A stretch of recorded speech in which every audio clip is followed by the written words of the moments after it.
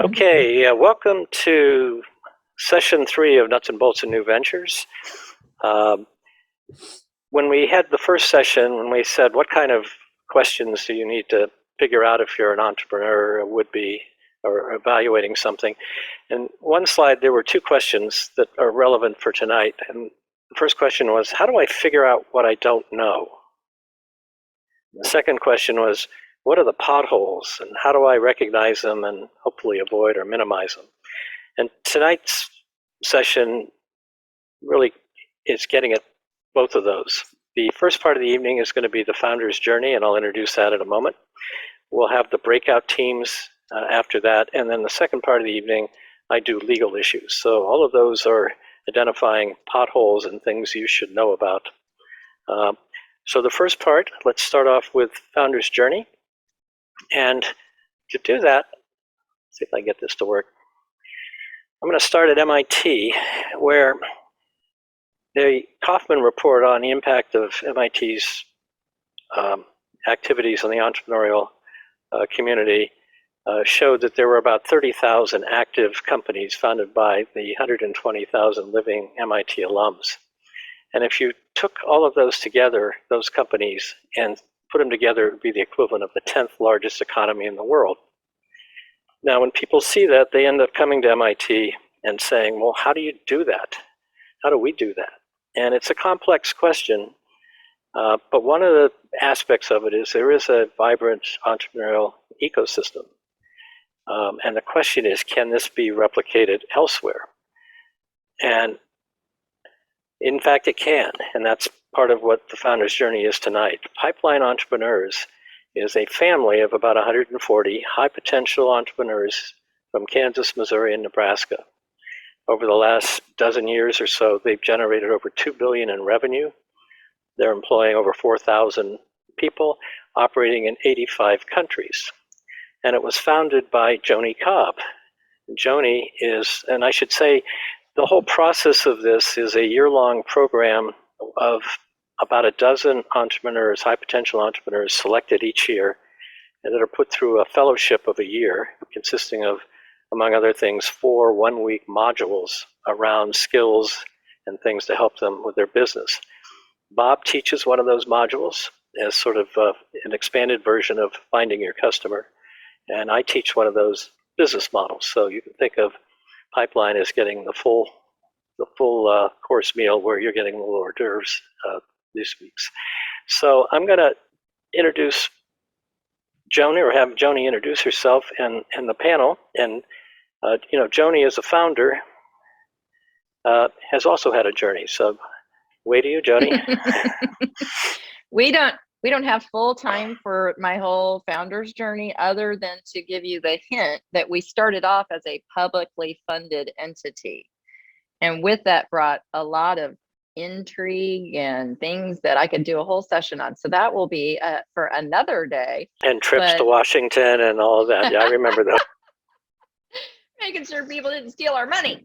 And then luckily the Kaufman Foundation came around and became a huge supporter of ours. So that's a little bit of that story. But thanks for having us here today. And, I think it's always important to note that in our origin story of just getting started, I knew that I didn't know anything about building a whole high growth entrepreneurial fellowship program, right? So I did what any good lawyer does and did a lot of research, and ended up at MIT and Austin and other places, but very quickly became friends with Alec Dingy, as well as eventually stalking and getting Joe Hadzima involved, and eventually Bob Jones. And so we have a history of, yes, we are in the Midwest, but we have friends and origin stories with MIT. So it's very full circle to be here today.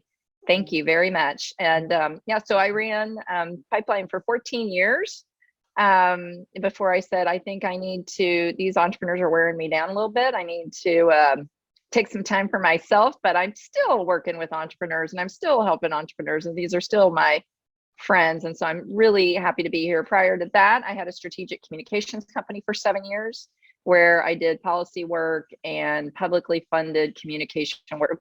Entities that were publicly funded have to stay in good stead with the public. So I did a lot of strategic communications prior to that. I was an attorney. So Joe and I have that in common. So I'm here today because Joe and Bob are great friends and have been incredible contributors to Pipeline over the years. And we brought in 3 fantastic entrepreneurs here to share their stories with you today. And what I love about what Joe talked about is the potholes and the journey and the how do I know what I don't know, because all 3 of these entrepreneurs look completely wonderful, as if they've got the whole world figured out and the world by the tail. But I've been with them through the years and know that there were lots of twists and turns along the way and lots to be learned from them. So Joe, if you're okay with it, I'll just go one-to-one and have them introduce themselves. And then of course, if I have any color commentary, I might add. Okay, take it away. And we will go in order of seniority. So from the 2008 class, we'll start with Bruce Ianni, who was in our 2nd class ever of Pipeline. And when he came into Pipeline, we thought we'd hit the mother lode because he was venture backed when he came in, right? So, oh my gosh, look at us in Kansas figuring out someone who's venture backed. And he came in and did a great job through the year, was Innovator of the Year, which is kind of our winner of the person who's really performing well, and has since done many things since then. So I'm going to have Bruce kind of give me just a little bit. I don't want to talk all about you. I want you to talk a little bit about yourself. Yeah, so again, Joel, thank you so much for having us. It's a pleasure to be here. Real quick, I am on my 3rd startup right now. My first startup was called ALCHEMDEX, and it was a Google for chemists. And we transitioned that name through some market validation that we did to Innovadex. My 2nd startup is called ShotTracker. That's Fitbit for basketball. And that transitioned to DD Sports. What it did is we put chips in basketballs and chips in the players' jerseys at the NC2A and professional level. And we created a digital twin of the game in milliseconds. So when Steph Curry throws a long 2-point shot, that's a 3-point shot, that's actually takes 2 seconds of flight time. Within 400 milliseconds, we can calculate using simple ballistics with about 90% accuracy if that's going to go and be a swish or not. And then my 3rd startup, which I'm currently on, is called ALCHEMDEX. And that is basically a product-specific LinkedIn for the chemical industry. Great. And many companies in between and journeys in between. You told me about the companies. We'll get back to the journeys. And next, now I'm trying to remember. Mike, were you before Jen? He was. So, yep. All right. I mean, I blend it. Usually if you're 2 years in a row, I blend it together. But next we have Mike Bosch, who, when he came through the interview process, told us what he was trying to do in rural America. And he kind of actually had us in tears during the interview. So that's a lot of pressure, Mike. So why don't you tell him a little bit about you? All right. Well, thanks for including me. It's great opportunity. And I'm really excited to be here. So my story is a little interesting. I had a software development company. I live in a 1 stoplight, small town, 4,500 people. And our software company got featured in a Reuters article, got syndicated, and we started picking up customers left and right, which was really exciting. And then we kind of outgrew the internet capacity in our town, and really ran around to everybody else and kind of said, hey, what are you guys doing with this? How are you solving the problem? I wasn't really at that time looking to figure out how to create a new company. I was just trying to fix the problem for my existing company. Long story short, everyone kind of told me, yeah, we're not fixing it. We don't think there is a fix to it. We're just growing elsewhere. Which, if you've ever been to a small town, that's a pretty devastating thing from a jobs, economic vitality, quality of life issue, on and on. And so, long story short, I decided to up the street. If for those of you that remember, Google Fiber, when they were just getting started out, launched in Kansas City, so that's about an hour away from me. So I kind of drove up there, wanted to figure out what they did. Much like Joni was saying, I did my own R&D, which for me was just robbing and duplicating what Google did and try to do it in my hometown. But that ultimately didn't work. And I had to figure out what would work. And so, yeah, we ultimately created RG Fiber. Right now, we are the fastest internet service provider in the state of Kansas. We provide up to 40 gigs a second to homes and businesses in small one-stop towns. So we actually have faster and better internet. We can do a round trip from here to the backbone of the internet in 1,000th of a second, which is really fun. And we're currently going into our 8th market, operating in 5 different rural counties in Northeast Kansas. In about 7 years time frame, we become one of the larger regional providers, getting service out and bringing internet equality to those of us who don't live in the big city.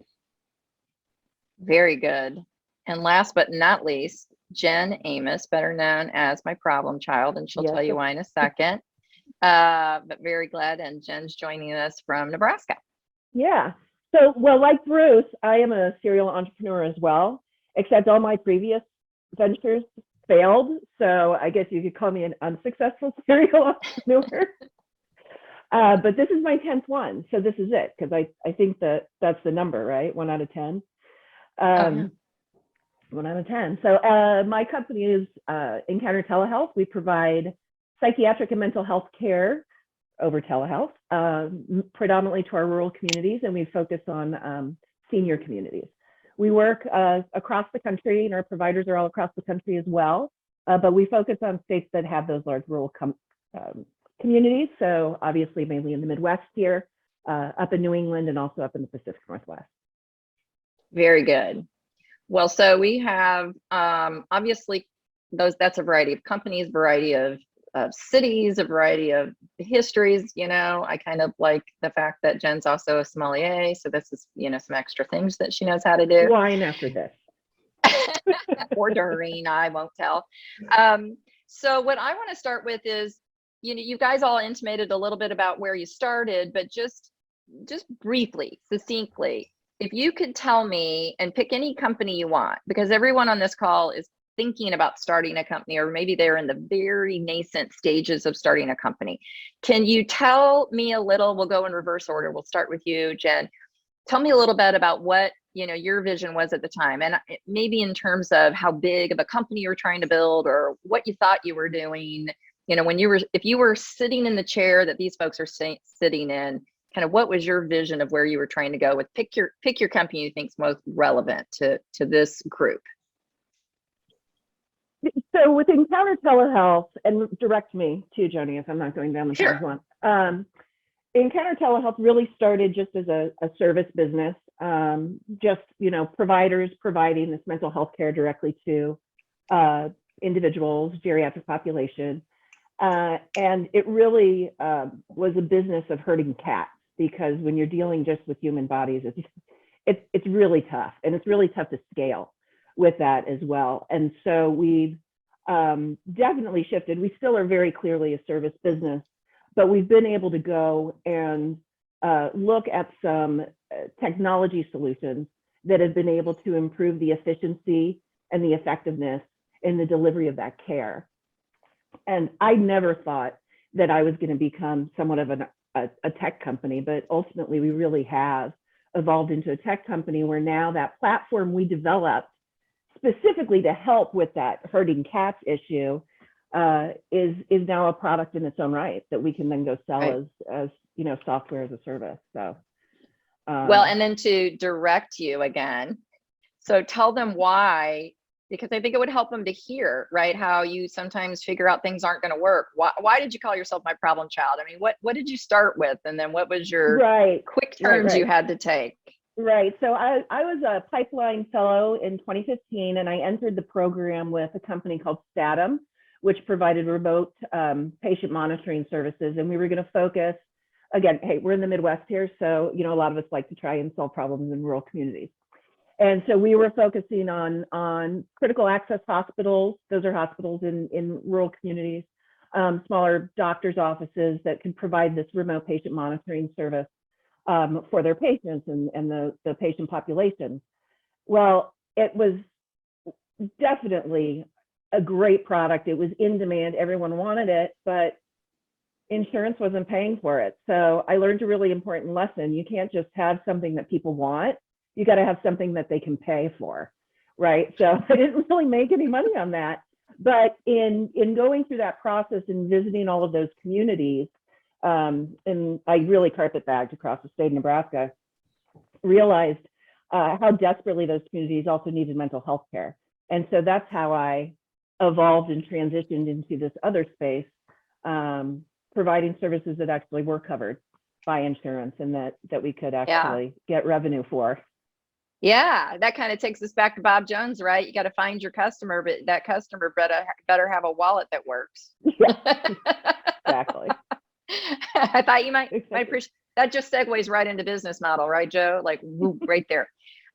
Okay, great. Thank you for that. And you were never a problem child. You were always highly enjoyable.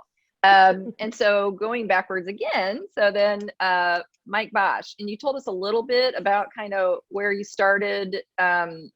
But if you could tell us a little bit about where you realized you needed to make, I hate to use a cliche word pivot, but you did. You started off with About big 1,000 of eyes them. about yeah, and you told us a little bit about it, but could you kind of dig a little deeper about what your original thesis was and when you realized, holy smokes, this is going to be a lot rougher than I thought? Yeah, there's a lot of steps there. I mean, my original idea was, I just wanted to figure out how to bring better, more reliable internet to a small town. I mean, frankly, I didn't care how it got done or what methodologies or whatnot. I just wanted better internet, frankly, so that I can keep writing software and doing cool cloud stuff. Ultimately, I realized that the traditional way that we design, build, and operate internet, the actual communication infrastructure, doesn't work when your population is about 40,000. It's really more of a population density issue. And so that's why all these big companies said, hey, we're not going to go build world-class networks in small towns. And that's why we get stuck with the 30, 40-year-old, systems. And at the time, I was also just looking at my one town, right? I just wanted to fix it for Baldwin City, Kansas. And that was it. And actually, it was a pipeline advisor, Tom Parkinson. I always say that this is the best advice I had never wanted to receive. He flatly told me that what I have is a project. And then once I figure out how to scale it across the country, then I actually have a business. And it was really painful to hear that. But it really made me rethink why the traditional model doesn't work and what can I do to reinvent that model. And so we had to do that. So then I got a prototype up and running, and that was pretty exciting and awesome. Then I had to figure out how to actually put wires in dirt. So I was a software guy. I didn't know how to do any of that. And I thought it'd be a kind of a no-brainer, right? I went to City Hall because apparently you have to get permits for this kind of thing. And then I learned that there's an entire political world that I was so naive to think, why wouldn't they just let me spend $2, $3, $5 million in this one stoplight town to just try and fail maybe, but try. But no, that's not how it worked. And so we actually had to bribe the city to give us permission to do it, which, may or may not have been against state law, but we cleaned that up later. So we got into the politics of it, and that was difficult. We had to negotiate with big corporations to get connectivity through Kansas City to get us to the backbone.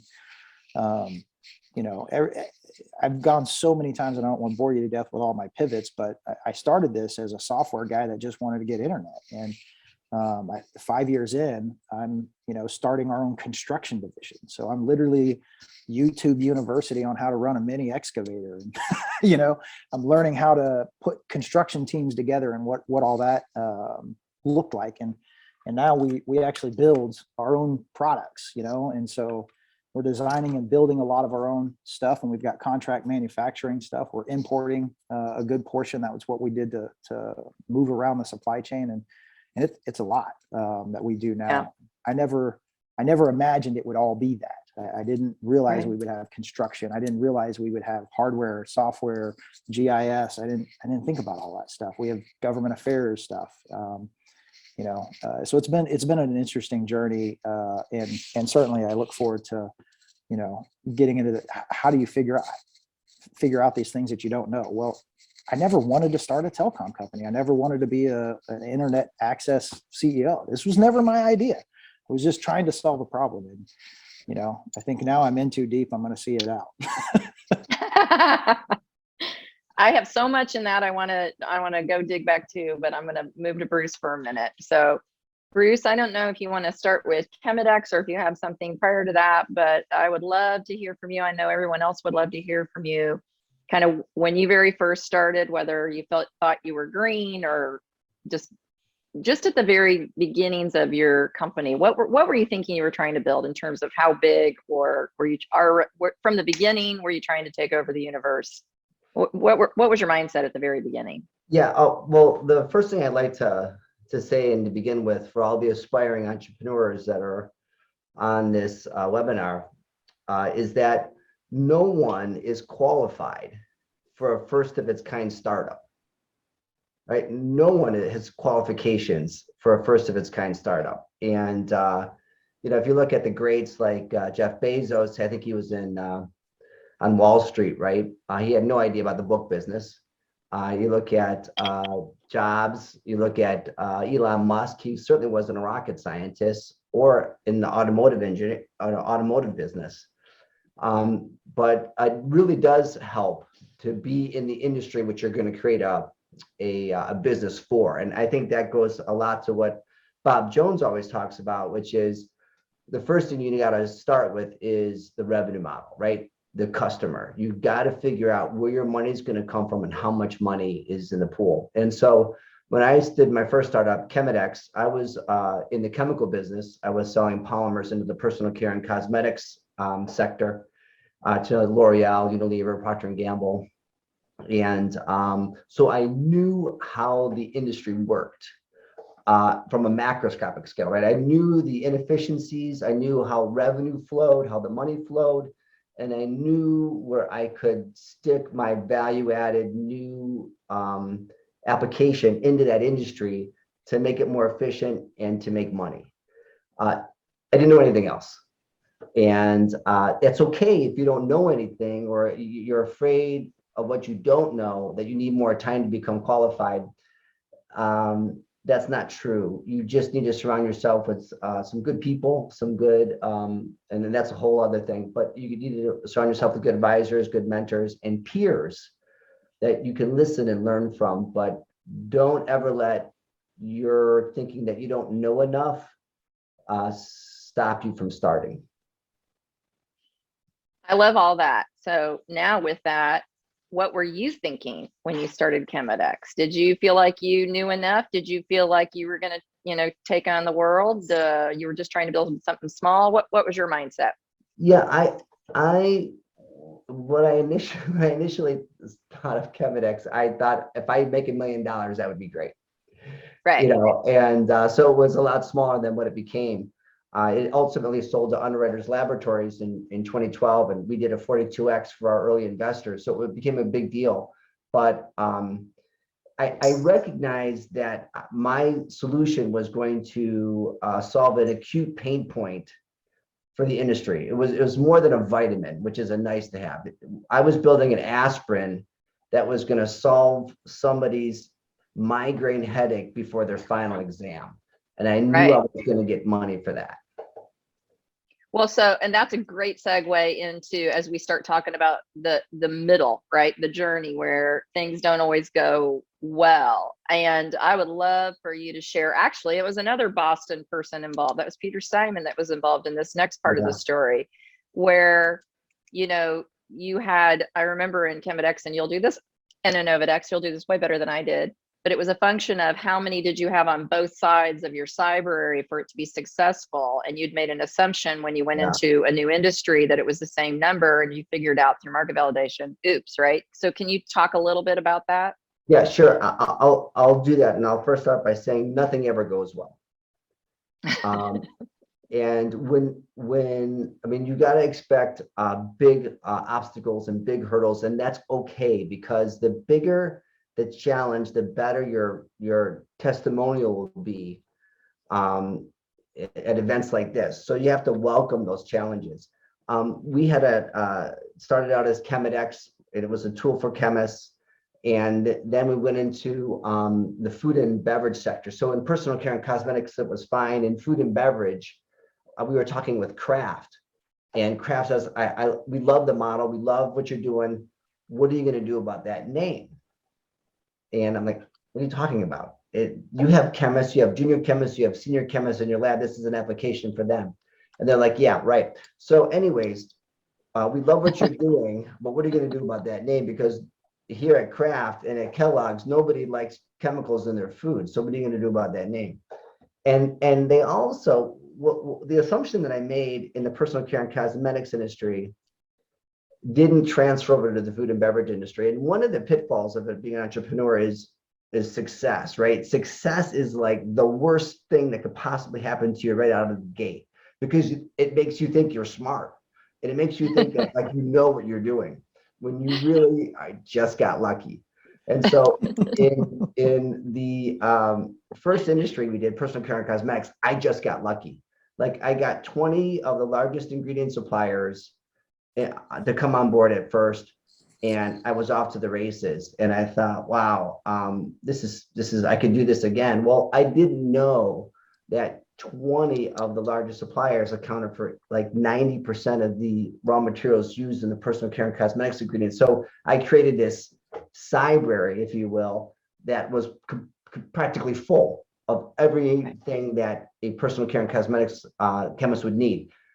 Conversely, for the food and beverage industry, I thought, well, I'm set now. I've got 40 suppliers.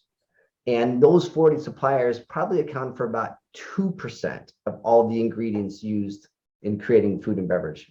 So my success in one sector failed me in another sector. And it wasn't until we did a bunch of market validation that we changed our name from ChemiDex to Innovadex, and we got a ton more suppliers into the food and beverage industry. So the greatest mistakes are the biggest learning lessons. And success, I wish for you at the end, but not at the beginning. You know, and I remember, I don't know if you said this or whoever was helping you at the time, I think you were the one who said it, that you were about to drive a really nice Mercedes off of a cliff and didn't realize it. I mean, you literally came to the next module and said, oh my God, which I really appreciated that, because a lot of your peers thought you had it all worked out, and you presented as if you had it all worked out. And for you to be able to come back and tell your peers, oh my God, I was about to drive my car off a cliff and this last thing saved me, you know. And so I think that goes a little to what Joe and Bob were talking about at the beginning, which is avoiding these pitfalls. It's like you had a group to rely on, and you had people thinking with you, and you didn't have it all figured out, even though you had so much success. And oh, thank God, we're so happy that you did figure that out, but we wanted you to be, and you were very successful. Does Jen or Mike, do either of you have kind of a market validation? Because that's like really on that early end story where, and it's okay if the answer is no, but where you got in there and had made some assumptions and realized you were dead wrong. And by the way, it's okay if you didn't. Yeah. So our first customer was in a lot of small towns, you have these private universities. So our first customer was Baker University, and we connected them with fiber and gave them gig service. And we were like, yes, that's awesome. And complaints started coming in like crazy, and we could not figure out why they were so unhappy, because everything that we were seeing, the internet was up and it was moving way faster than they expected. And frankly, I went and camped out for like Wednesday. I actually stayed in one of their dorm rooms, which was pretty funny, Wednesday, Thursday, and Friday, and over the weekend. And I was doing all this, you know, deep dive analysis, trying to figure out what in the heck's going on. And ultimately what I learned is our fiber can be as great as you want it to be, but then we hand it off to their very poorly designed Wi-Fi network. And that's ultimately how people were experiencing our service. And we were just getting totally crapped on. And so we were then in this weird position where the university, of course, didn't budget for an overhaul of their entire Wi-Fi system. But so I had to go out and raise a short round, frankly, to go rip and replace the Wi-Fi system. So we redesigned the Wi-Fi system, and then immediately 85% of the help desk tickets that were going into both Baker's system with all the Wi-Fi issues just went away. And so from then I realized that, okay, I can't just provide fiber. I have to think through the entire process to the customer and make it as simple and smooth as possible. Because at the end of the day, they're going to blame us, right? So we might as well just take the high road and figure out how to make that work. Of course, it added the challenge that, okay, not only do we have to put in communication infrastructure, but we also have to completely redesign Wi-Fi and include that in the same affordable price structure. Yeah. Well, okay, so going back to this group that's sitting here today, let's say they either haven't formed their companies yet, or they're just in the early stages. For those of you who can speak to maybe that initial setup, if you were to give advice to yourself at the beginning, whether that be co-founders that you started the company with, or your initial investors, or maybe it's what you told your spouse, I don't know, but anything at that really running out of that first starting gate, do you have some bruises that the group can learn from? Yeah. So I just want to add quickly, we have a very similar experience to Mike, but of course this is in healthcare, where we would contract with senior living like a nursing home, but we were heavily reliant on the nursing staff in those facilities. They ultimately were the gatekeeper for us to get to a patient. And we were having no-shows and late cancellations. And once you have a no-show or late cancellation, you can't get that back. You can't find revenue for that time, right?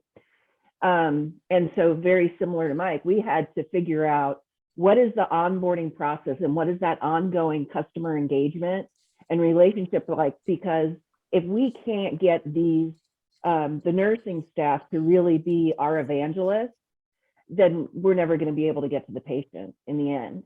And that was something actually that happened very early on. And I was new to healthcare too. So in my mind, there was so much that I was learning. It's an entirely different language, right? Healthcare. And so thankfully I had, I like to say, like, my board, if I could sell my board, I'd make millions of dollars. Because my board, they're really incredibly intelligent, experienced, variety of experienced group of people. And going back to that, what you don't know, you got to be just really transparent and really open to sharing. And my board, and pipeline too, but my board helps me walk through a lot of those things because, some of them do have that healthcare experience, thankfully. So would you say that, since I'm talking about kind of this, as you're starting, avoiding the pitfalls right at the get-go, when is it the right time to form your board or your advisory board or what that group around you for you? So I started with just a board of 3. And as the company grew, then we brought on more board members that brought other expertise that we were then needing as we were growing. But I'd say, if you're going to go out and raise money and you have the ability to do it, definitely raise smart money. Try not to just take money just to get the money. You want to bring that. You want them to have the skin in the game, and you want them to be there as your advisor for really as long as that relationship is productive for both of you. I have a board of 7 right now. I'm not crazy about having 7, but actually every single individual on that board, I talk to monthly, and I couldn't do it without them. I wouldn't be where I am without those guys. I have Jen, go ahead. Yeah. Jen, if you're finished, I have something to add to the board discussion. Yeah. And that is, and even for partners as well, co-founders, is do your research. And by that I mean ask people about the person you're going to become involved with, because it's like getting married, and you want somebody that's going to be with you through thick and thin. And it's important that you actually talk to if they have a previous founding experience, talk to the backers of that person if they got backing. If they had previous partners or co-founders, talk to them. If they haven't had any experience, then talk to their friends. If they have previous boyfriends or girlfriends, talk to them. I mean, really do your research. And I'm not kidding. It's not a joke. Because Yeah. they're gonna be in a foxhole with this individual, and you don't want to look back and say, dang, I wish I would have done this. I wish I would have known this. I wish I would have looked into it. And the most important decision is going to be who you get in business with. And then in terms of board members, especially angel investors, I would highly recommend that you get angel investors that have built businesses as opposed to inherited the money. And this is a huge deal because there's a lot of family offices out there where it's generational wealth that's been passed down, and their biggest hurdle is they don't want to look like a fool to their father or their mother. And so when the shit hits the fan, and it's going to, I mean, every company has at least 3 near-death experiences. You are going to want investors that have been there and done that. Even VCs, because VCs' neck is on the line, and they know what it's like to be held accountable to others. So VCs or people who pre-VCs to angel investors, you want people who have built businesses and know what it's like to manifest a victory in the darkest of days. I'm really glad you said that, Bruce, because so many entrepreneurs who would come to us who, because we met thousands, right? They just hop into the company. You'll look at their cap table, or they'll say, well, it's 2 couples and all 4 of us are equal partners. Or another really common scenario is it's the technologist from the university that's brilliant, and then they found someone to co-found it with them that's really better at marketing and raising money. And then inevitably there is some crisis. I will go without naming the technology partner of one company locked the door when the other entrepreneur went out of the country, and he came back and couldn't get in the office. So, or even some entrepreneurs talk about how it went really well until it came time for an exit. And then they couldn't agree on when they would exit. One of them's like, let's take the money. The other one's like, heck no. And, there was this huge brouhaha about it. So could any 3 of you speak to those really initial foundational things, like your agreement with each other as you're forming the company? That sounds not very sexy, right? It's like the prenuptial agreement, right? But can you speak a little bit to what you would do or what you have done since you know better when you go into business with someone? Lessons learned. Yeah. I'm going to jump in. I agree completely on what Bruce is saying. My experience, actually had a company before RG Fiber trying to solve the same problem. I didn't know anything about construction management, and I didn't know much about fiber design, utility infrastructure. Had a guy who came from a big engineering firm, had 25 years under his belt, and it sounded great. I said, yeah, let's go, I didn't do much vetting. Fast forward a bit, I think we're on our 3rd or 4th lawsuit now that he's continued to file, and he has a right to file, as I've learned. And so it just takes a lot of money, capital. It's a distraction, but that's ultimately what he wants. He has, he's named my investors in the lawsuits to try and get them to bail on me, and a lot of other things. And so it's just a reality of it. I wish I would have done a better job of vetting that. I would say also, when looking at your investors, I agree with Bruce. It's super helpful to have somebody who has kind of been through it. One of the big things I underestimated with my investor is the amount of education I needed to do. And so I just figured it made sense, right? You know, you're investing, and when the company exits, you'll get but there's a lot of things that happen in the journey, your near-death experiences, as Bruce was talking about. And what I began to learn through the process was I really did a piss poor job of understanding value alignment at the low spots and the high spots, like Joni was talking about. And so when we had,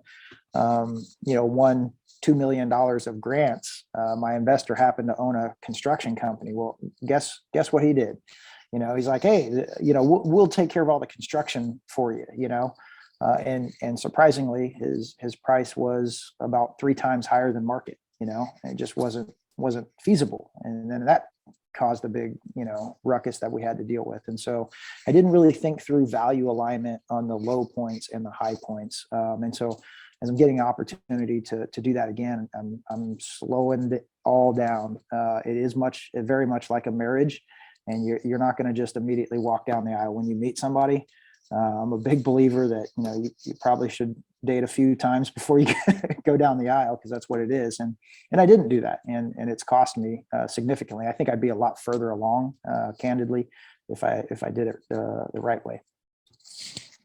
So one of the big things when you structure your agreements is make sure that you have that conversation of, okay, what happens when we don't agree? How do we peacefully, you buy me out, I buy you out. There's different structures that you can do in that. But I think the most important thing is having that conversation before the highs and the lows hit, because they will. It's not fun, but I think it's super, super important, because you certainly don't want to be figuring that out while there's a crisis that you should be spending your time and energy on. Yeah, and to piggyback on that, Mike, I would say to all those that are thinking about starting their businesses with someone else, never do 50-50. Yes. Ever. Yeah.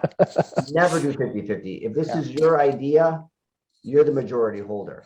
And hold that majority as long as you can. And if you give up that majority, you better get, majority voting rights, you better get something significant for that, because nothing costs more to you than decision-making authority and ultimately control of your creation. So never 50-50, and keep majority as long as you possibly can.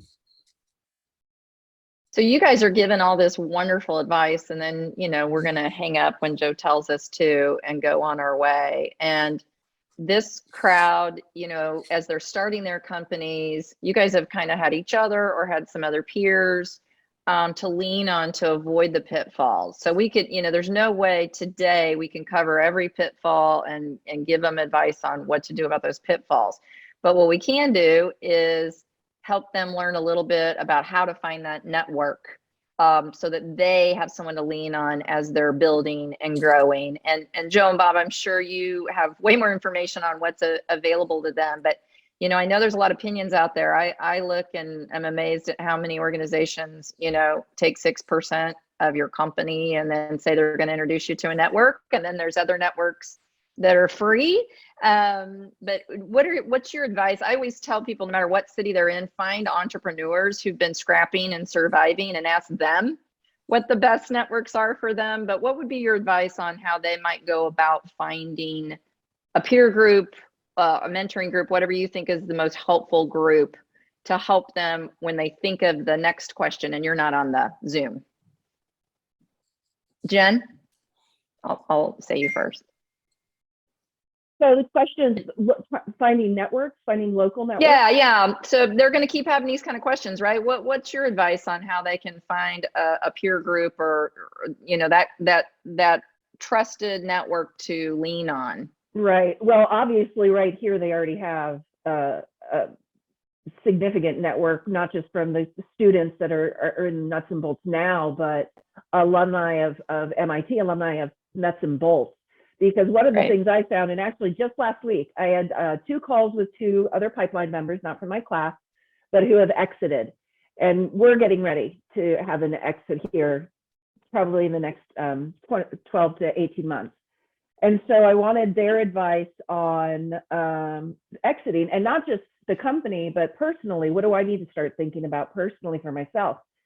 Well, those two have that significant experience, right? And so you want a network that has that breadth, has had the experiences, you know, this person has already crossed this path that you're coming up against. You can shorten your learning curve, right? Because you have these other people. So right there, that's huge. I think also industry specific. There definitely are industry specific organizations and networks out there if you want to go that path as well. I will tell you that the cost of living in the Midwest is really, really low. So you could relocate to Kansas City or Omaha and then apply for pipeline. I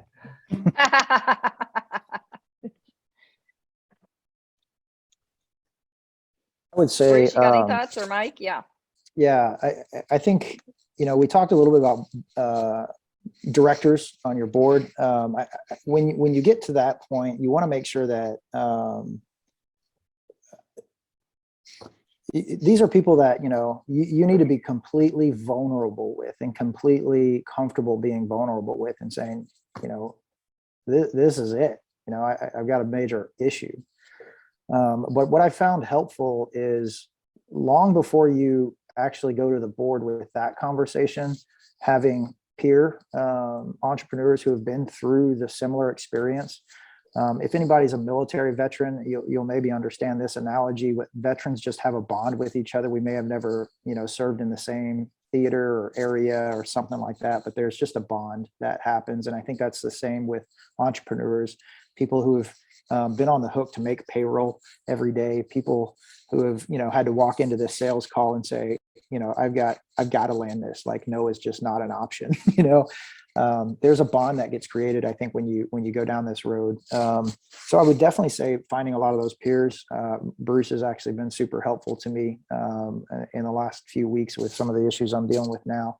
I would also say, you know, reach out to people who are really smart in marketing and technology and whatever, you know, skill, trade, profession. And I just I ask them, frankly, you know, I vet them first. They have to have more gray hairs than me. If they don't, then it probably haven't been stressed enough. But I do ask them, I said, hey, is it cool if, you know, if I just call you when I'm stuck on stuff and just pick your brain? And I have found more often than I realized, maybe your experience is different, but I had so many people that were absolutely, yeah, call me. I'd love to help. And I was so blown away just asking very qualified people. And so I ended up with a massive Rolodex of highly capable, talented people. And kind of like Jen was talking about how she touches base with her board members. I always make it a point to contact 5 to 10 of these different advisors every month. And I try to vary it up and just check in, see what's going on, whether I have an issue or not. Just kind of see what's going on. But that's been super helpful to me to help, you know, when I run into an issue, I don't have to make the decision alone anymore. And it's great because I can say, all right, well, this is a crappy situation. Let me call these 5 people and get their opinions and kind of think through it. And so I would highly recommend that. They don't have a board title. They're not investors. I don't pay them. They're just people who want to help out. And I've found a lot of people that genuinely are just good people like that. Yeah, and I just quickly add to what Mike said. You have those check-in calls, and you might not even have like a specific topic or issue you want to talk about. But so often on those calls, that's when something you don't know, you don't know what you don't know. You go, oh yeah, I got to figure that out. So true. And for all the people in the nuts and bolts community in class, you know, reach out to me. My email is bruce@alchemdex.com, ALCHEMDEX, ALCHEMDEX. You know, I've been to the mountaintop, I've been to the top of Everest, and I've been to the bottom of Death Valley. Had a successful exit. In my first company, my second company, you know, I had Magic Johnson as an investor and David Stern, the former commissioner of the NBA, pitched Kobe Bryant, who said, man, your shit is sick, I want in. and to have Steph Curry say, well, how come you didn't ask me to be a spokesperson? To getting booted from that company that I started, and people saying, well, how do you get kicked out of the company you founded? And to a third startup. So feel free to email me, and then we can jump on a call or whatever. It's more complex. I'm happy to answer any questions you might have and be complete open book. And you'll find that people who've been there and done that, they didn't get there by themselves. No one is successful by themselves, and a ton of people have been gracious with their time in order to make successful entrepreneurs successful. And people who've gone through that route want to pay it back and pay it forward. So I'm happy to help anyone out or address any questions that anyone might have in the nuts and bolts community. Ditto. If Joe, you want to share our contact information? Yeah, I guess I have to say the same. No, seriously. Well, I can be that guy. I can't get your email. We don't have a good enough internet. But no, he's right. I mean, I want to give back as well. I've been doing as much of that as I possibly can. I will say, don't email me in the next 30 days. I've got a lot going on, but after that, I'm totally game. But yeah, that'd be great, fun. man. So I have a question. Joe, did you want to ask the question? You want me to ask a question? You want me? Okay. So obviously there's about 100 other stories you could each tell about your journey and pitfalls and all of that. But knowing everything you know now, would you do it again? I am doing it again. Huh? I am doing it again. Yeah, you are doing it again. Mike? I would. It's been as my wife calls it, an awesome and awful journey all at the same time. I'm grateful that we'll be rewarded for the journey. But if it were just me, I probably wouldn't do it. But in the process, I do know that we have helped a lot of families. We've got people that have told us we helped them save their farm because he was able to keep his job and keep his benefits. So they didn't have to lose their family farm that had been in generations. I had a mom before tell me because we gave free internet as a thing. That was the first time in 2 years she was able to cook a meal for her kids. She'd have to park outside the library and shuttle her kids around. Wow. So I know that we've made a huge difference in a lot of people's lives, and I'd probably endure the suffering again for that. Wow, that's great. Jen? She's still there. Go down the path with all the people, but I don't know if I would do healthcare. Yeah. Healthcare, and it's healthcare. It's not even healthcare technology, right? It's a very challenging, difficult space. Yeah. The good thing is that we're doing something that really is really enriches people's lives and is really valuable. So I feel good about that. But yeah, I'd keep the people. I'd find another project. And what is if you had one thing like, humor or wine or whatever, what's the thing that helps you get through the hard time?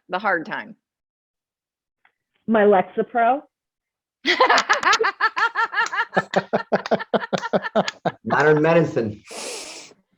Okay, Mike, That's awesome. Yeah, for me, there was actually a part in my journey I didn't really talk about. I had was actually planning on moving to Texas and had a gig as a senior software architect for a company. And my second daughter, when I was kind of explaining that I want to move the family from where we've been living for a while, and they had all their friends, I was going to move back to the big city in Dallas, where I was from. And she said, "Dad, what about my friends?" I said, "Oh, you'll make new friends. It's not a problem." I kind of went that route. And she's like, "No, Dad, you just told us that you can't do what you want to do because there's not internet out here. But what about my friends? Like, who's going to help them?" And I always go back to that. Yeah. Somebody has got to stand in the gap and, game on. I love it. See, this is what the Mike Bosch that made us cry. And Bruce, what's your one thing or what that helps you get through when it's rough? The one thing that helps me get through it when it's rough is it's just an inner appreciation for all the people that are rooting for me. My wife, my family, the people who love me, that helps me convince myself not to be intimidated by the opposition, no matter how big it is, right? Because you're going to enter a new market. There's going to be big players. You might be going against Google. You might be going against Microsoft. You might be going against a huge company. And there will be people that will say, you can never match their resources. And they're right, but you don't need to, because you're changing the rules of the game. You're not going to play by their rules. So I think what keeps me going is the belief that the entrepreneur is special, and you guys all have what it takes by virtue of you being here right now, and you all have the ability to handle the terror that comes with being an entrepreneur. And that's not like you almost get in an accident, or like you're with the girl or with a boy and their partner walks in the room. I'm talking about the terror that comes from the wide awake nightmares at night, and you can't sleep, and you got the cold sweat in the back. I mean, you guys all have what it takes to endure that, because you believe that you could leave the world a better place. So that steadfast belief and that support from people who love you is what gets me through. All right. Thank you. I'm gonna turn it over to you, Joe, to see if you've got any other things or questions or what you want to do with the remainder of your time. Yeah, well, picking up on the terror thing, one of the things that you probably can appreciate, having not been at MIT, is being a student at MIT can be a pretty terrifying experience. So being an entrepreneur is a natural extension of that. Yes. Yes. For most of us, there were a group of people, classmates of mine. We get together, and by any standard, they've been really successful in any field they've been in. And after a few beverages, the question came up about, what did you think about the first day you were at MIT? And the answer was, I was terrified. I didn't know how in the world I was here. And so, having a good amount of fear, Bob talked about fear in his finding the customer type thing. So that's why we think a lot of MIT people can go off and do stuff, because they've been dealing with it all along. Yeah, the problem with MIT is everyone's too smart. Well, some of us aren't. and that's terrifying for sure. Not everyone, Bruce. Yeah, we can. The admissions office has made a couple of mistakes. That's true. Well, let's maybe the TAs can monitor. We have some time for some actual live questions. I see a couple in the chat. If people want to raise their hands and ask them, that would be great. Or I can read them off. But... Yeah, I see one here. I see one that was a little earlier. It says, can you please give some advice on your experiences about early stage, pre-revenue stage, startup valuation and fundraising?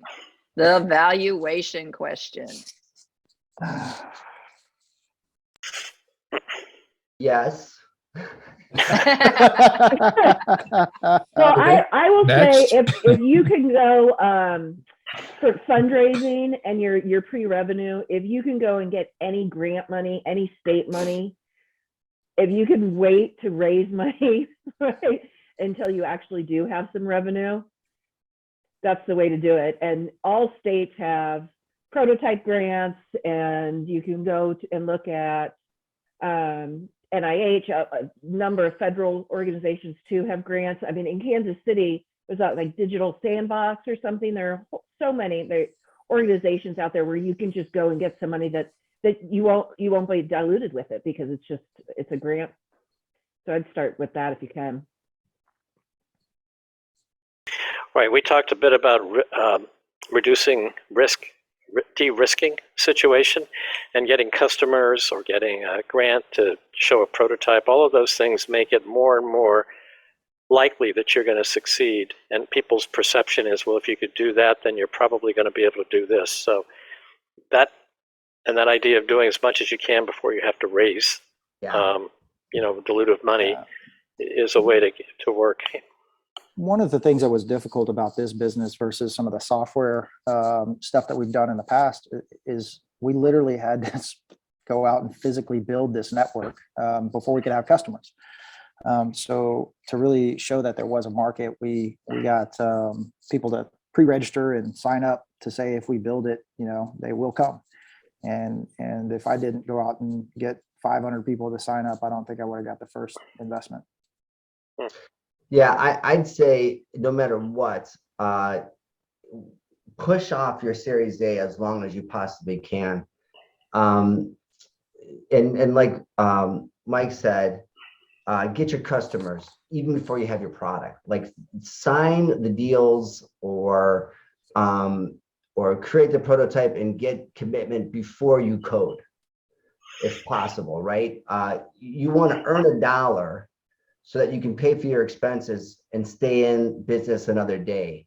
And as soon as you accept VC money, and as soon as you accept angel money for that matter, you just sold your company. You just agreed to exit the company, because as soon as you take somebody's investment, you are obligated to create a return for that investor. So just know that as soon as you accept somebody else's money, you have just agreed to exit your business. So, do an angel round, do Series Seed 1, Series Seed 2, Series Seed 3, Series Seed 3B. Do your Series A when your rocket's built, you've launched it, and you're going to the VC to get some more fuel to get to a higher orbit. So you've already proven you got customers, you already proven it can fly. The only thing a VC is going to do for you is going to take you to a higher orbit. So think about it like that. And then valuations, a high valuation, you're going to pay for it now, you're going to pay for it later. If you get a low valuation now, later you can benefit from that. If you do a high valuation now, that's just more pressure to earn up into that. So that's my advice in terms of evaluation, and I can get more specific for each individual specific case, but generally speaking, that's what I would recommend. Okay. And do we have any live questions? I have a live question if nobody else is willing to step up, Joe. Okay. Well, you do look alive, so go ahead. Wait, let me check my pulse. First of all, you guys, it's been great having you do this panel. Many thanks for that. It's been terrific hearing your experiences a few years after we met for the first time. On Tuesday night before last, both Joe and I made a point to this august group that most of these startups fail. That in fact, 90% of them or so will fail, and that smart as this crowd is, probably still most of them will fail. And you guys were each gracious enough to talk a little bit about that. Could you distill out of your experiences 1, 2, maybe 3 things that you think would improve the odds of success, whether it's internal, I don't know, managing your fear, or external, go hire a market researcher or whatever, just 1, 2, maybe 3 crucial tips that you think would improve their odds? Yeah, I'll go real quick. Show a potential customer a sketch or prototype and ask them to commit to pay. And if they can give you the money, they can write you a check, and they start taking the checkbook out, or they ask you where they need a wire or whatever, then you know you got something. When somebody can give you money for something that you're going to build, then you've got an aspirin as opposed to a vitamin. Love it. Three things go ahead, Jen, I'm sorry. Oh, okay. So, everyone says, support the A team with the B idea, not the B team with the A idea. Yeah, you might fail the first time like I did, but it's just going to get you to that next step. And if you surround yourself, I'm kind of beating this a little bit, but you surround yourself with the right advisors, friendpreneurs, entrepreneurs who have already been there and done it and can help you. Keep those people, really strengthen those relationships, and you will succeed eventually. You will. I love your questions, Bob. They're always super thought provoking for me, but my reaction is number one, that capital is sacred. So we don't risk, we study, we make sure we eliminate as much risk. We try to get, somebody else to pay for it, a customer, finance, something. Capital is just sacred. We don't have a janitorial service around here. We do it ourselves, just a lot of little things like that. The second thing I would say is you have to have a team that's genuinely engaged in your mission. So I've interviewed a lot of smart people that frankly were more qualified than the people I hired, but I hired the people that I did because they cared about the mission that we were on. And I often in the early days just kind of reminded all of us that we were woefully unqualified for the job at hand. But they all loved the mission and the idea that we could possibly, if we figure this thing out, have internet equality with our neighbor, Kansas City, an hour away. And maybe even if we're successful, we could maybe have better internet than them. And that came true. The last thing I would say is as the team continued to grow and I wasn't necessarily on the front lines engaging with the customers as much, I always set this standard that the customers have to be loved. Every company says that, but the way that I would know that if we were loving our customers is if they loved us back. And we would get tins of cookies, popcorn, gifts. We've had people swing by and give Gatorades and alcoholic beverages to our field crew. And, I would tell them enjoy after hours, but it was awesome to see how much the community rallied behind the people that were doing these things. And so those are the three things: just treat capital like it's sacred, make sure that your team is super engaged in the mission, and, make sure that customers are loving your team back. And that's how you know that your team's taking care of them. Thank you. We have one more live question. Hey, Lorton.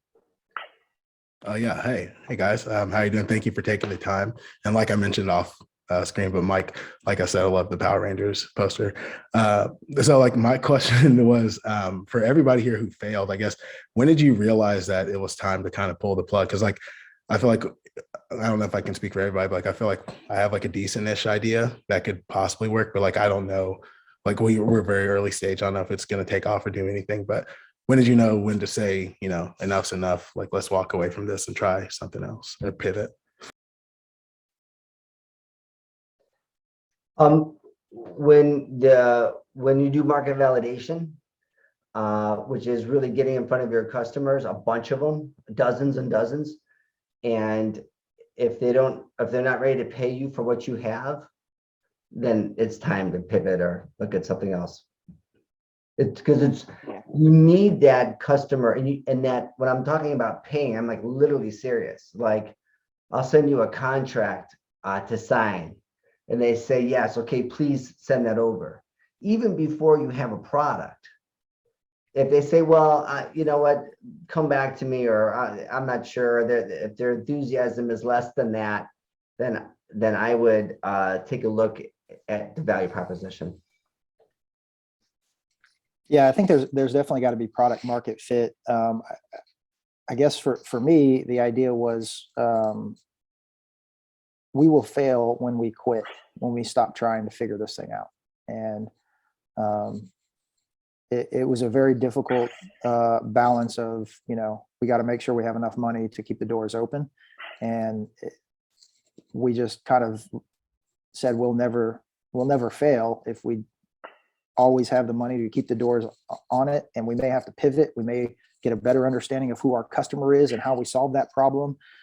But in the end, whatever that idea is, go out, test it, and like me, you might make 1,000 pivots to finally figure out what actually works and how to satisfy that need. But for me,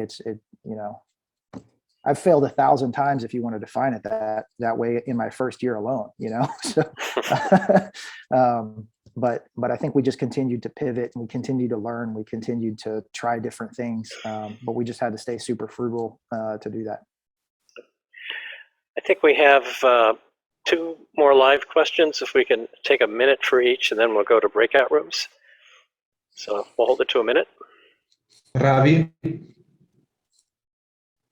This is Ravi. Everybody is talking about finding the customer, and so on. On the other hand, there is this concept of if you build, they will come. Concrete examples are Sony Walkman, iPod, iPad, even Netflix. How does this work in our situation? If you have a product that is not there already, and you don't know who the customers are, and still you can be successful, as Apple has demonstrated, Netflix has demonstrated. So how does that fit in this framework that we are talking about? I may not understand the question. Are you saying that you have a product, but you may not know who the customer is? That is correct. Okay. Such as, see, you have a product. Yeah. Take, for example, Walkman, Sony Walkman, iPod, iPad, Netflix. Nobody ever thought of doing those things. But once they did, they found the customers came. Yeah, I guess olden days it is called, if you build, they will come kind of thing, you see. Yeah, I guess my 2 cents on that would be, even in those examples that you gave, I would probably make the argument that those companies really understood those customers and created those products, and those products created a whole new marketplace or a whole new paradigm. And that's freaking awesome. And we created a new paradigm of software defined, ISP networking and all that fun jazz. And now everybody's, trying to do it. It's all the rage. But we were the only idiots trying to do it 8 years ago. But it's because we understood what our customers wanted, and we understood what, the environment needed. Let me just say, given the time here, I'm going to suggest we go to breakout rooms, and if the panel would like to stay on the main session to answer some live questions, if you guys can spend a few more minutes. Sure. That way the people that want to connect in the breakout rooms can do that, and then we'll come back from breakout in about 20 minutes, about 7:40 maybe Eastern time. Can we do that, Graz? Absolutely. I'm opening the sessions right now. And if you've been assigned to one and want to come back, you'll have to, come back. Okay, now all the sessions are open, so we can scroll down and select the session that you want to enter. And we will be back to plenary session at 7:40. Okay.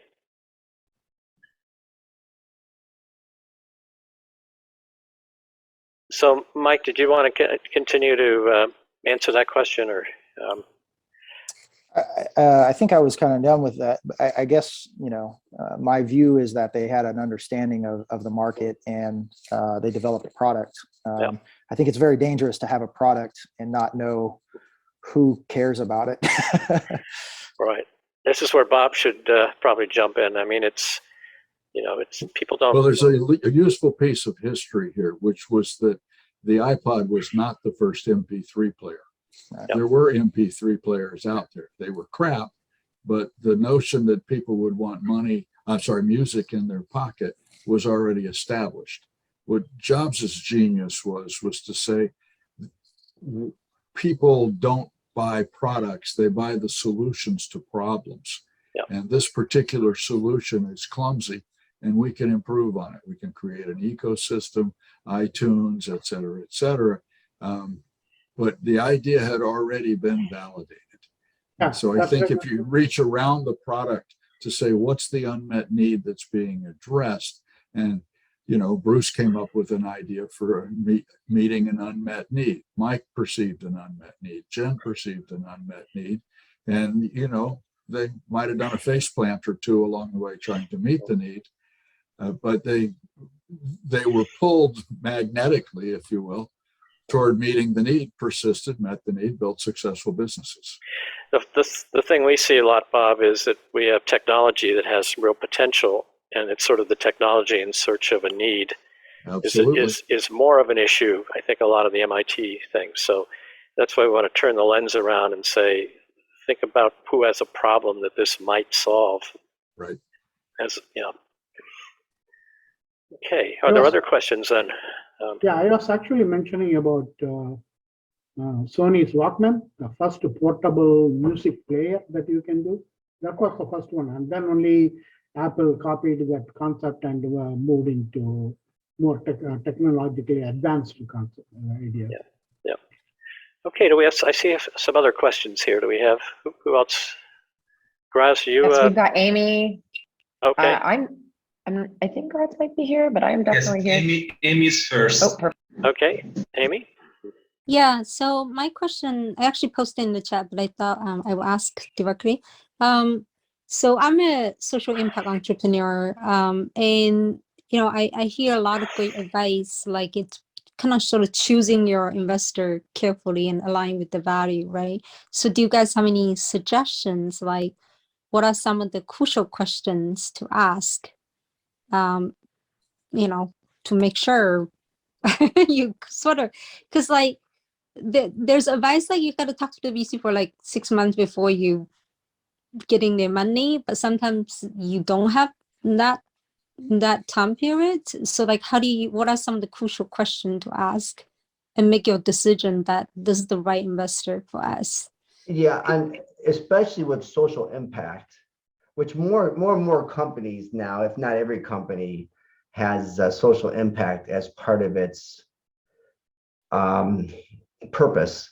But if you're predominantly a social impact company, you definitely need to align your self with an angel investor that has a passion for your passion and with a background of it. I would ask them why that social impact matters to them, and how do they define success?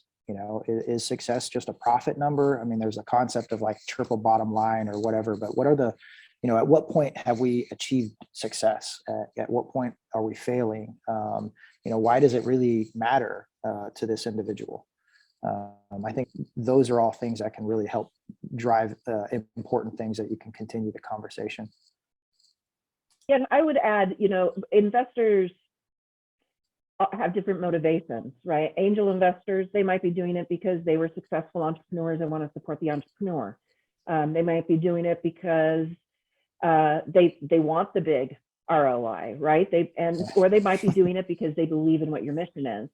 There are a whole number of reasons, so you'd want to explore that. But I would also say, try and tap into that network of entrepreneurs and find people who those investors have already invested with and get their advice on what those people are like. Because I have dodged bullets with that.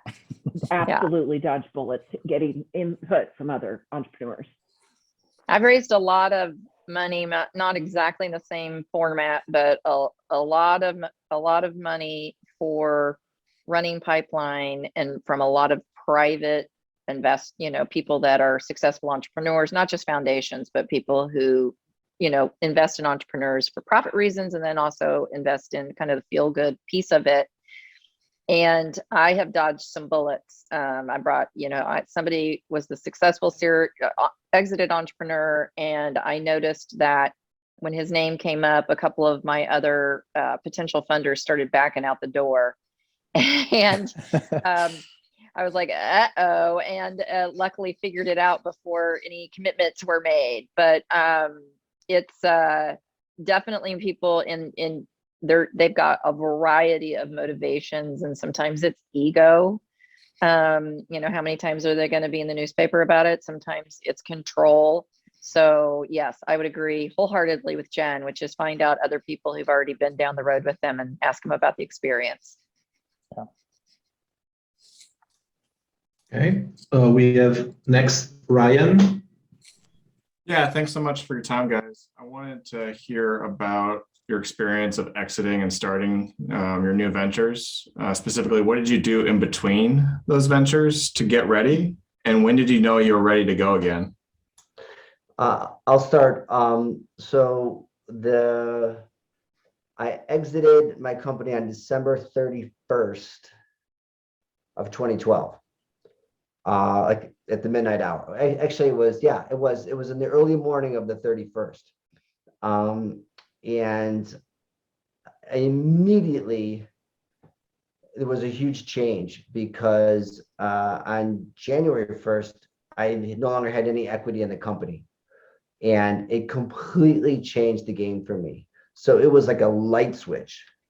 And I knew right then and there that I needed to go build something else because I was so used to the thrill of the roller coaster ride that not having any equity in what I'm building was a non-starter for me. So I right then and there, I went on vacation after the deal closed and I took out my notebook and started writing down new business model ideas.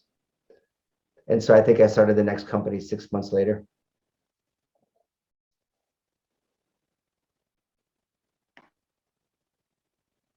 I would say often in an exit, you end up having to stay with the acquirer for some period of time, often a non-compete.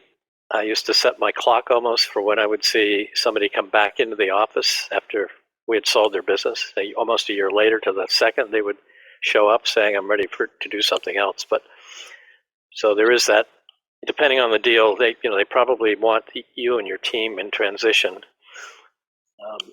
And that'll be part of the deal. All I can say Can is say- go ahead, Joni. Oh, I was just going to say, I'm just thinking about all the exit entrepreneurs that I know, that was so excited to get the deal done. And the deal finally gets done after lots of twists and turns and permutations and last minute, almost it might not happen and it happens. And, we have the little success party or the newspaper article, and then there's an earn out, and then they inevitably are miserable during the earn out. Can't wait to get out and and then get out and then maybe consult with some entrepreneurs, and then they're like they could do it better than those entrepreneurs, and then they start a company. So it seems to me that true entrepreneurs don't really feel super comfortable in that exited corporate, I call it corporate position that they end up in. That's my experience about 98% of the time of watching these folks when they exit. Joni, you're saying we're all misfits, right? The perfect kind of misfits. So subversive misfits. I wouldn't fit in if I weren't one of you. So There you go. Yeah, Bob, you're definitely subversive. Yeah. Okay, next we have someone with a very tough name, U1374655. I love those alphanumerics.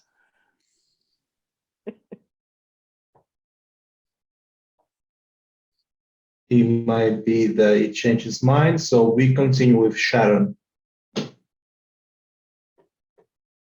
Thanks. Thanks everyone for your time. I certainly learned a lot today. My question has more to do with team formation. So first off, what are your thoughts about solo entrepreneurs?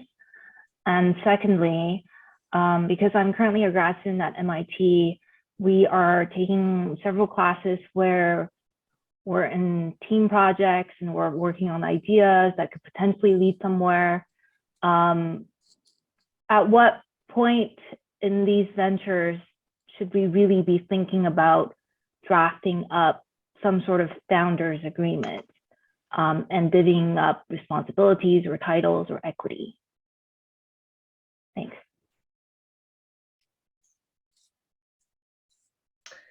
Well, someone is going to take the initiative.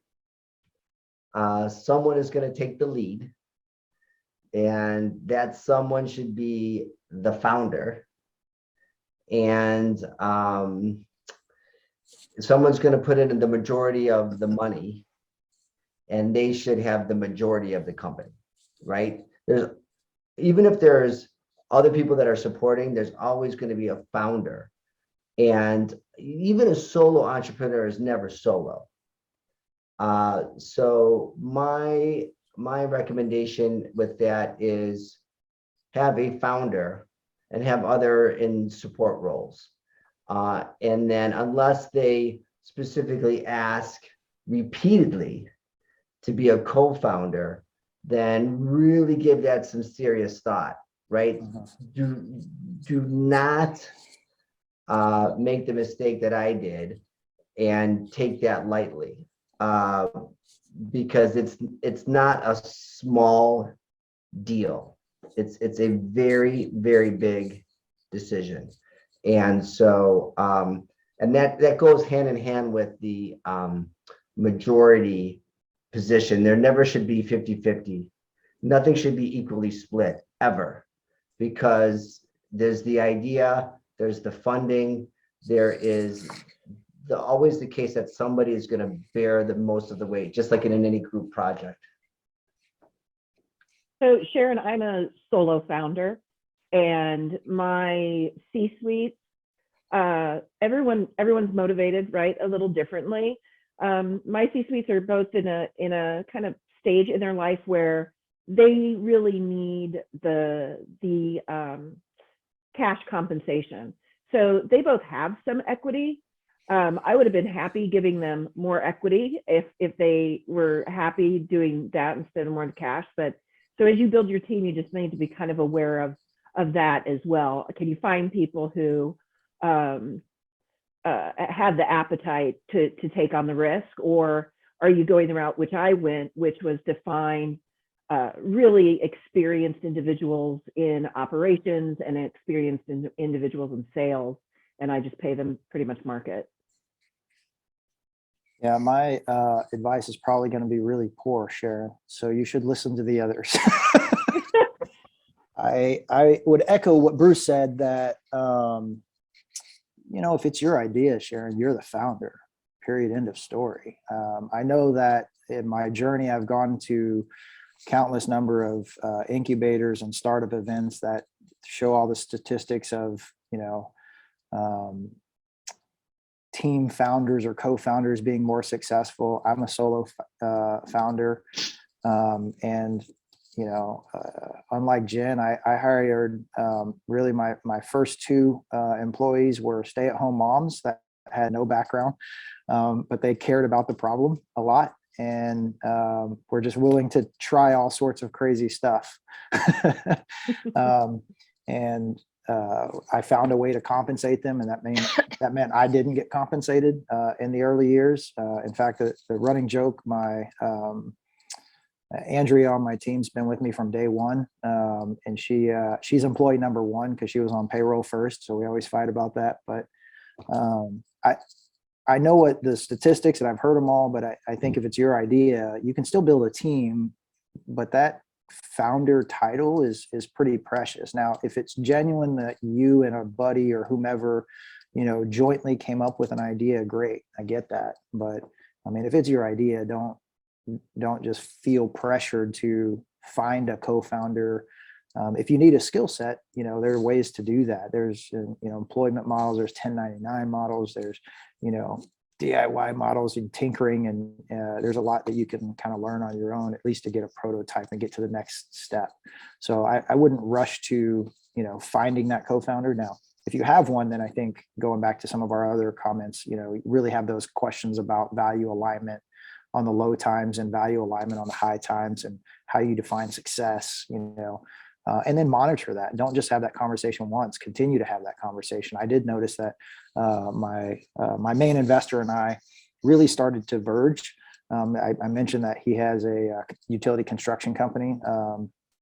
And so when I created the construction division for our company, he wasn't terribly happy with me, and our values, started to separate, and then we had to navigate that from that time on. But that's the advice I'd give you on that. Thank you. Okay, next we have Giovanna.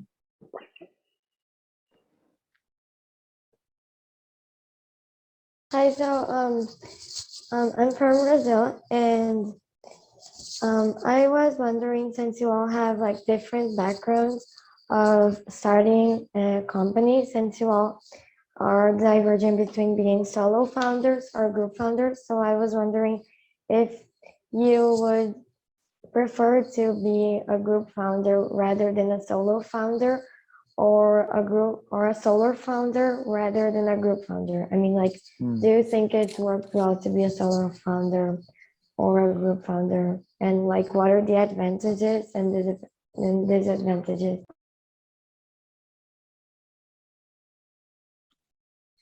You know, it's interesting. I always wanted to have a co-founder who could journey with me through a lot of this stuff. I started having these conversations with a counselor just as some events were happening in my life. And this is one of the things that we had talked a whole lot about. And I came to the realization after a year of these conversations that I would make a very horrible co-founder because I am obsessed with the mission. I am, you know, I'm the guy that if I go to sleep thinking about the problem, I'm going to wake up at 1 a.m. And if that meant I'm writing code, then I'm writing code. If that meant I'm firing up the welder, it meant I'm firing up the welder at 1 a.m. You know, that's just me. And I make a really crappy co-founder as a result. And I think that I've learned to cope with that, I guess. I've put, you know, advisors around me that I call frequently. I've figured out how to make that work for me. So I think if and when I do that again, I'd probably still be a solo founder.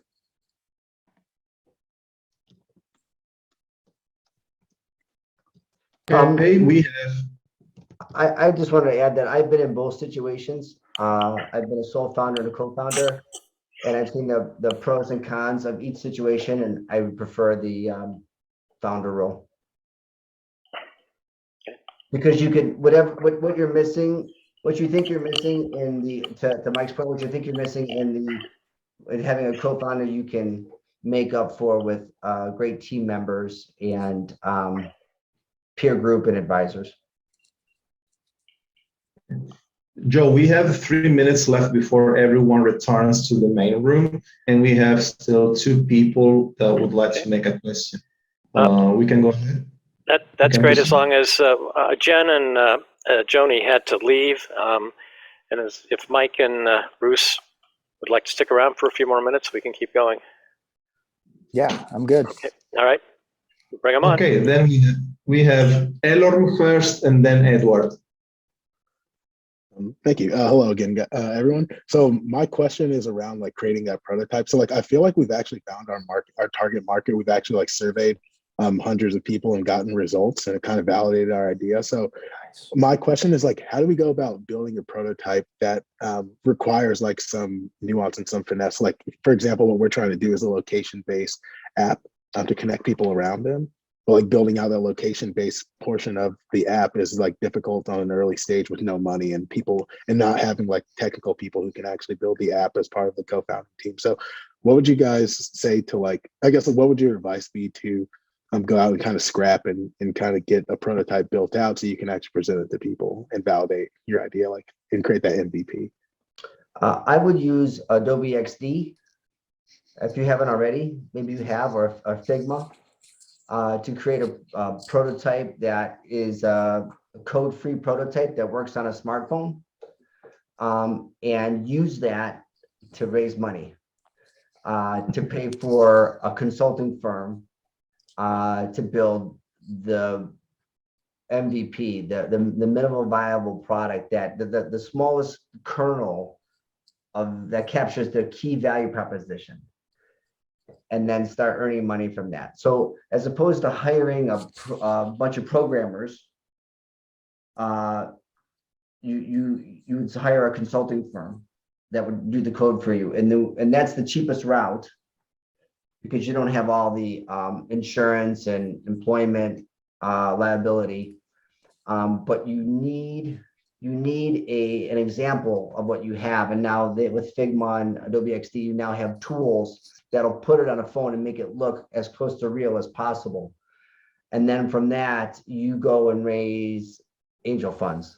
You go and raise funds from people that want to support this and want to see it happen, whether that's, customer financing, like your future customers, like a Kickstarter or angels or whatever. And then you use that money to go hire a consulting firm that can build a product where you can actually start charging for it and getting money and then building a team from there.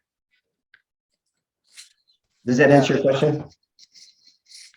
Yeah, it does. And like, just real quick, like, I guess to follow up what you just said, and sorry to take more time, but like, so what do you do with like that idea? Like the idea you have, it's more like a platform. So it's like something that someone else could copy if you like kind of put it in front of them and say, here, let me create an iteration of this and like kind of run with it. How do you kind of protect that? Or do you just say, screw it, and just kind of, you run fast and you just go with it and you just kind of break things? And so you're telling me that you don't have a competitive barrier to entry. You don't have a moat of any sort. No, we do, but like, I'm more so saying, like, if we like reveal, like the moat's covered by grass, right? Like if you reveal it. Yeah. Here's my advice on that. That's the startup entrepreneur's number one fear. Number one. But the issue is that building a startup is so impossibly difficult that unless it's your idea and you're obsessed with this and you can't get it out of your mind, you can tell the world. And if it's not your idea and you're not obsessed with it, they're not going to see it through. So we often put more weight on sharing the idea than it's really worth. It's so hard to do unless it's your idea and you're obsessed about it. You don't have nothing to worry about. Okay, cool. Yeah, I would echo that real quickly, that my idea was just better internet. I mean, how many times have we thought about that when we experienced crappy ones? I mean, my idea sucks, but what makes it difficult is the execution, actually pulling it off. So I would recommend, try to build a prototype, much like Bruce is talking about. One idea that I have, see if you can get away with it. I'm not sure, your space better than I do, but create a mock-up that doesn't even work, right? But just conveys the concept and see if you can pre-sell it. Yeah. If you can pre-sell it, great. Great. I think we have everyone back from the breakout rooms. So yes. I think we're ready to move on to the next part of the evening. You guys are welcome to stay and watch me give an entirely boring discussion of legal issues. But do we have time for one more question? I guess so. No worries if not, honestly. No worries if not. Okay. The students are so passionate. So. All right. Yeah. You guys want to do one more? Sure, I'm game. All right, one more. Edward. Okay, thanks, Ezgi. So I'm curious if most of you see a successful conclusion to any company as an exit, and if you do, why? I feel, yes, I also feel that if you're really passionate about something, then sort of exiting on that, or concluding that part of your life, I feel maybe is also not entirely a success. I'm not sure. That's a good question. It's a really good question.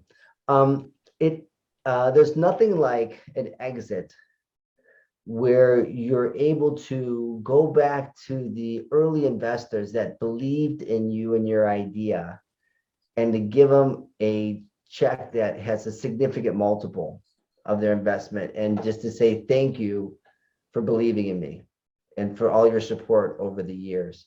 There's nothing like that feeling, and that feeling of being able to return a favor in multiple to someone who helped you out when you needed it is one that very few people are able to experience, and that is worth everything. Yeah, Thanks. I would say that I'm super passionate about small town quality of life, and I think communication infrastructure is critical. I do think that for me, I realize that I'm a mortal man, and I only have so much time, energy, and good health, right? And I want to make sure that I spend that time with my family, who's made crazy sacrifices. My idea of success would be that I got the idea off the ground. People now know that it is possible. We have an amazing team, but the reality is I'm tackling a very expensive project. So I need to make sure that I put the team in the right place with the right partner who has the deep pockets to continue executing that vision that I had. Thanks. Okay. Thank you again. Thank you so Joe, much again. I wish I had your legal class when I started. That probably would have saved me hundreds of thousands of dollars. So it may be boring, and I agree with you, but it saves you a lot of time, headache, and literally hundreds of thousands of dollars. So true. I didn't tell how much I was going to charge him for tonight. Well, thanks so much for having us. Go And Beavers. Thank Go you, Beavers. everybody. good. What a great Go Beavers. Well, fantastic session, and we'll get back to you with some feedback, and I'm sure your contact info has been in the chat, and we'll make sure. Be careful what you ask for. You may be inundated with questions. So, but thank you. Good.